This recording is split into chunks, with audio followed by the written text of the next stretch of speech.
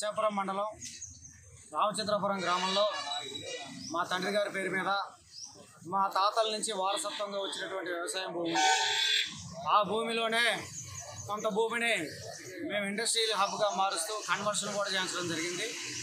ఆ land conversion చేయించి అలా పెట్టుకున్న తరుణంలో ఒక ఫేక్ పంచనామాని సృష్టిస్తూ దాంట్లో 4 కుంటలు గవర్నమెంట్ ల్యాండ్ ఉందని అప్పటి ఉన్నటువంటి రెవెన్యూ వారు ఇస్తే దానిపై హైకోర్టుకి వెళ్ళి స్టే తీసుకురావడం జరిగింది. ఆ తదనంతరం కొంతమంది దుండగులు మా యొక్క శ్రీ వెంకటేశ్వర ఎగ్రీస్ ఇండస్ట్రీలో కూడా వచ్చేసి టంచి కొట్టడం జరిగింది. అది గవర్నమెంట్ ల్యాండ్ అని చెప్పి ఆనాడు తెలియజేయడం జరిగింది.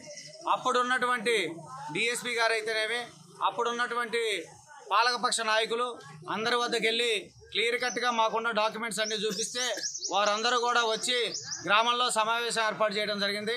ఆ సమావేశంలో కోమటిరెడ్డి వెంకటరెడ్డి, ముగిళ్ళ పెదవీరారెడ్డి, అదేవిధంగా మాసిరెడ్డి వెంకన్న, పగడాల రామిరెడ్డి, కొంతమంది ఏను కృష్ణారెడ్డి వీరందరి సమక్షంలో ఒక ఒప్పంద పత్రం రాసుకోవడం జరిగింది.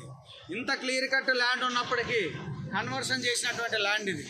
ల్యాండ్ కన్వర్షన్ అవ్వాలంటే ఒక 10 సంవత్సరాలు 5 సంవత్సరాలు నాలాలో ఉంటే సరిపోదు. దాని పుట్టుపూర్వత్రాలు కొన్ని సంవత్సరాల నుంచి తీస్తూ ఉంటారు. కన్వర్షన్ అయ్యి లొకేషన్ స్కెచ్ ఉండి ఉన్న ల్యాండ్ మీద కూడా ఆ రోజునాడు కూర్చొని ఒప్పంద పత్రం రాయించాలని కూర్చోబెట్టడం జరిగింది. అప్పుడున్న ఎంఆర్ఓ గారికి ఈ ల్యాండ్ ఎవరిదని ఆర్టీఏ ద్వారాగా నేను అడగడం జరిగింది. అడిగితే క్లియర్ కట్గా శ్రీ కనకమేళ్ళ రామకోటేశ్వరరావు గారు అని చెప్పి వారు స్టేషన్ నుంచి అడిగితే స్టేషన్ హౌస్ కూడా వారు ఇచ్చారు. అయినప్పటికీ వాళ్ళ ల్యాండ్ వాళ్ళకే ఉంది, ఇది ఎక్సెస్ ల్యాండ్ అంటే ఒక ఒప్పంద పత్రం రాసుకొని ఈ యొక్క ఒప్పంద పత్రంతో సర్వే చేయడం జరిగింది. అప్పుడు ఉన్నటువంటి ఒకటే చెప్పారు, ఈ 190 సర్వే నెంబర్లో ఏ ల్యాండ్ మీద కూడా సర్వే చేయలేమండి. ఈ యొక్క 41 ఎకరం 17 గుంటలు సంబంధించినటువంటి కనకమేళ్ళ రామశేష గారికి సంబంధించిన ల్యాండు 1968లో పొడి సేతువారు ఉంది, 1981, 86లో కూడా పొడి సేతువారు ఉంది. కాబట్టి దీన్ని డిమార్కేషన్ అయ్యింది, సర్వే చేయగలుగుతామని చెప్పి అప్పుడున్న డివిజనల్ సర్వేయర్ గారు అప్పుడు 18/8/2023 గ్రామస్తులకి గ్రామంలో ఉన్నటువంటి పంచాయతీ ఆఫీసులో నోటీస్ ఇస్తూ సర్వేకి ఆహ్వానించడం జరిగింది. రాలేదు. 28వ తారీఖు రోజు నాడు కూడా వారిని సర్వేకి పిలవడం జరిగింది. వారందరూ సర్వేకి వచ్చాక డిస్ట్రిక్ట్ సర్వేయర్ గారు క్లియర్ కట్ రిపోర్ట్ ఇవ్వడం జరిగింది. దీంట్లో గవర్నమెంట్ ల్యాండ్ లేదు, అది క్లియర్ కట్ కన్వర్షన్ పొడి సేతువారి ల్యాండ్ అని చెప్పి ఇవ్వడం జరిగింది. వీటన్నిటిని కూడా హైకోర్టు వారికి మేము సమర్పించగా గౌరవ ఉన్నత న్యాయస్థానం వారు ఈరోజు మాకు హైకోర్టు నుంచి ఫెన్సింగ్ చేసుకునేటానికి క్లియర్ కట్ ఆర్డర్ ఇవ్వడం జరిగింది. ఈ ఆర్డర్లు పట్టుకుంటే ఉదయం మా నాన్నగారు, మేము, మా యొక్క బంధువులు, మా మేనమావ గారు నరసింహరావు గారు వెళ్ళి ఫెన్సింగ్ చేస్తూ ఉంటే కొంతమంది దుండగులు ఈ కోమటిరెడ్డి వెంకటరెడ్డి, ముగిళ్ళ పెదవీరారెడ్డి, ఏనుగు కృష్ణారెడ్డి, పగడాల రామిరెడ్డి, సామకృష్ణారెడ్డి వీరందరూ కూడా వచ్చి అడ్డగించడం జరిగింది. అడ్డగించితే మాకు క్లియర్ కట్ డాక్యుమెంట్ ఉంది, మీది అనేది ఎక్కడన్నా తేలితే మేము ఆపుతామంటే లేదంటే అక్కడ ఉన్నటువంటి హోల్ చేసే మిషను జేసీబీని కూడా పంపించి మేము వచ్చేద్దామని వచ్చేస్తున్న తరుణంలో వారు దాడి చేసిన సమయంలో వస్తూ ఉంటే మా యొక్క కారు అద్దాలు బాగలగొట్టి మా మీద దాడి చేసి మా మిత్రుడు సత్యనారాయణ కూడా పండు కూడా డ్యామేజ్ అయింది. ఈ తరుణంలో పోలీసు వారి మీద కూడా దౌర్జన్యంగా దాడి చేసిన వీడియోలు ఈరోజు సోషల్ మీడియాలో చూస్తూ ఉన్నాం. మేము ఇక్కడికి వచ్చి చూసేసరికి అక్కడ ఉన్నటువంటి మిత్రులు ఎవరో మొత్తం వీడియో తీయడం జరిగింది.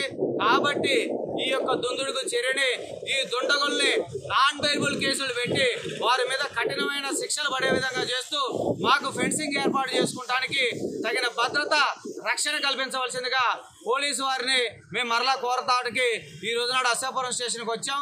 అదేవిధంగా జిల్లా ఎస్పీ గారిని, కలెక్టర్ గారిని కూడా కలిసి మాకున్నటువంటి డాక్యుమెంట్లు, మాకున్నటువంటి పరిస్థితులు, ఈ వీడియో క్లిప్పులను కూడా చూపిస్తూ మాకు న్యాయం చేయవలసిందిగా కోరుతా ఉన్నాం. 10 మంది దుండగులు వచ్చి మాట్లాడితే రిజిస్టర్ ల్యాండ్ కూడా మేము ఆక్యుపై చేసుకుంటామంటే ఇది ఎంతవరకు సమంజసం అనేది మీరందరూ కూడా ప్రశ్నించాల్సిన అవసరం ఎంతైనా ఉంది. వాళ్ళకి ఏదైనా డాక్యుమెంట్ ఉందా, వాళ్ళకి సంబంధించింది ఎవరన్నా, దుండగులకు సంబంధించింది ఎవరికన్నా పట్టాదారు పాస్బుక్ ఉందా, ఏదన్నా ఉంటే మేము మాట్లాడటానికి సిద్ధంగా ఉన్నాం. మాకు రెవెన్యూ వారు చేసినటువంటి ఒక పొరపాటుతో ఇబ్బంది వచ్చినప్పటికీ హైకోర్టు వారు క్లియర్ కట్గా వారికి అక్షతలు ఇస్తూ క్లియర్ కట్ జడ్జిమెంట్ ఇచ్చినటువంటి క్లియర్ ల్యాండ్ విషయంలోనే ఇటువంటి పరిస్థితులు వస్తూ ఉంటే సామాన్యమైన మానవులు ఈ 170లో ఇట్లా దుందడుగు చర్యలు చేసేవాళ్ళు సామాన్యమైన మానవుడు కూడా బతకలేరని చెప్పి తెలియజేస్తూ ఉన్నాం. కాబట్టి మేము చేతులు ఎత్తి జోడించి మేము పోలీసు వారిని, రెవెన్యూ వారిని ఒకటే రిక్వెస్ట్ చేసుకుంటా ఉన్నాం. మా ఫెన్సింగ్కి మీరు భద్రత కల్పించండి. భద్రత కలిసిస్తే మేము ఫెన్సింగ్ చేసుకుంటా ఉన్నాం. మాకు వచ్చినటువంటి ఆర్డర్లో ఏమన్నా లోపాలు ఉంటే తెలియజేయండి. అంతేగాని క్లియర్ కట్గా వచ్చినటువంటి ఆర్డర్ను కూడా ఇంత క్లియర్ కట్ రిజిస్ట్రేషన్, పట్టా, కన్వర్షన్, పొడి, చేతివారి ఉన్న ల్యాండ్లోనే ఈ పరిస్థితులు ఉన్నాయంటే ఈ మండలంలో ఉన్న ఏ ల్యాండ్ మీదకైనా ఇటువంటి దుండగులు క్లియర్ కట్గా వస్తారని చెప్పి తెలియజేస్తూ, కాబట్టి మాకు తగిన న్యాయం చేయవలసిందిగా కోరుతా ఉన్నాం. మరిన్ని వీడియోస్ కోసం ఛానల్ ని సబ్స్క్రైబ్ చేయండి. లేటెస్ట్ అప్డేట్స్ కోసం వాట్సాప్ ఛానల్ ని ఫాలో అవ్వండి. ఆ లింక్ డిస్క్రిప్షన్ లో ఉంది.